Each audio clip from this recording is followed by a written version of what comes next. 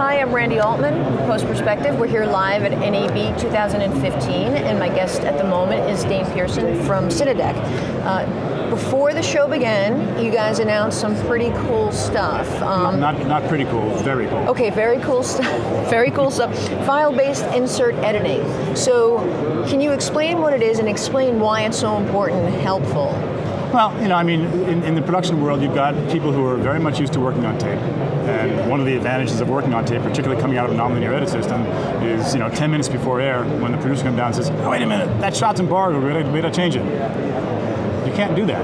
So you've rented out, a 30-minute show. Right. And if you want to get it on the air, you can't change that shot, or it's not. One of two things is not going to happen. It's either not going on the air, or you're not changing the shot. So insert editing allows you to go into a closed file and replace video, audio, or both, just like you were working on tape. So you've got that 30-minute show or a 90-minute show, whatever it is, and you've got a shot that needs to be changed. You've got a Coke can that needs to be a generic can because you don't want to be promoting Coke or whatever the heck it is, and you can just go in and say, okay, plug it in there. The way we're showing it right now on the show floor is from the Avid. So you can do a digital cut from the Avid of your whole show, and then you can go back in and do an insert edit using digital cut tool, just like you would on tape. And you turn off the entire sequence button, do your insert edit, and it's in there. But it's not just Media Composer. Well, I mean, right. the insert edit it can work on ProRes files, it can work on DNX files, it can work on AVC intro files. We'll be adding other codec and wrappers into that capability as we go forward. I mean, it technically hasn't even been released yet, but we've got a couple of folks who are using it. Right. But it's a really cool feature. I mean, it really allows people to fix things that were never able to be fixed before. And then on top of that, we're going to be adding another 16 tracks of audio into the file capability. So you'll be able to go back and insert in an additional 16 tracks. So you can do the traditional 16 tracks that SDI will carry. But if you need to have more channels, so you've got various languages, plus your 5.1, plus your stereo mix and all that other stuff, you can lay in another 12 tracks or whatever it is you need. And you've got a file that's completely together. So is anyone else doing this? And how did you guys sort of crack it? The how you cracked it part, I can't really go into that for multiple reasons, not the least of which I don't really understand it that well. Okay. I mean, I'm the sales engineer, but the sort of emphasis on the sales training and demo kind of stuff, I didn't design it. I've heard the story that there's another company that is able to do it. I don't actually even know who they are. Okay. But whether they actually can or not, I don't actually know. But I've just somebody has said to me oh yeah, I heard about somebody else who can do that. I was like, okay, good. But it's a pretty exciting feature. There was so for the editors, if they look at the Cinedeck box, it sort of operates like a Sony deck in a sense. And well, in terms of driving it over RS-422, it's identical. It basically emulates a 5500 from Sony. So it's basically, it acts like that. And in fact, if you look at the interface on the Cinedeck itself, you get all the little lights, for the servo and pre-roll and all that kind of stuff that you normally get on a really nice tape deck. I mean, it's still different, but it can really totally emulate the tape deck in an environment where you would have been using a tape deck, but it no longer happen. Okay. So what else is new? There is some sort of co-development with Axel Video. Can you talk about that for a little bit? Yeah, we got a couple things going on. The Set Me Up .tv is what you're talking about with Axel. And basically the concept there is, metadata is that that sort of keyword that's been floating around since 2006 is kind of when it's sort of really growing. Yeah. But still today, getting metadata into your production usually happens further down the line. Really it should be happening, at the moment of acquisition. That's really when it should be happening because that's where all the information is available.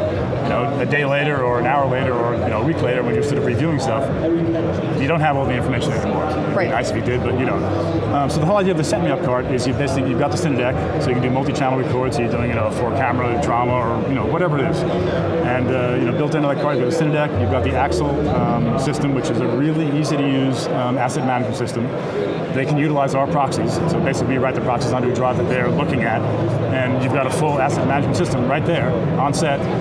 You can you can address it from an iPad or from an iPhone or from an Android phone or obviously a laptop or a desktop, and deal with your media and be typing in stuff and go to town. Having said all that, all this metadata, in my view, really starts with the file name. If you've got a file name, now we all know about the Avid files. Like when you digitize something, it's like R2 MX4 96662 whatever sort of gibberish. When you create a file with Cinedeck, you can name it whatever you want. So when you create a file, the creators, the files that we're creating here on the show floor are like, NAB underscore, input one or VT1 or whatever it is, underscore master underscore interview. And when you name your files like that, a year from now, you know exactly what it is. Right. So that's really where the metadata starts, from where we're working. And so yeah, the setmeup.tv. It's a website that only talks about that product, and it's that combination of things. There's also onboard storage, and it comes with either you can get it with either QNAP storage, or you can use the app at ISIS, or DPP, and basically the Cinedeck will talk just about anything. So right, yeah. The 8-channel record. Say again. 8-channel record is probably the other big thing that we're talking about. And that's new for the show. Yeah, it's new for the show. It's actually in use. I don't know if I can mention the customer who's using it, but we do have a major customer in California who's been using it for the last couple of months. Okay. So basically, the ZX, which is a 4-channel machine normally, the hardware in there is addressable in terms of you can change what it's physically doing. So you can change, in this case, you're changing outputs into inputs. So it's normally a 4-channel box. You change the firmware, change the operation order of the software, it becomes an 8-channel in, 0-channel out. So if you pay whatever, let's say you've spent $30,000 on the ZX box, you add a couple $1,000, instead of being a 4-channel box, it's suddenly an 8-channel box. Nice. No playback when it's in 8-channel mode, but if you need to record 8 channels, it's an amazing price performance sort of feature. It's fantastic. So you guys have a lot going on. I encourage people to check out your website for more information.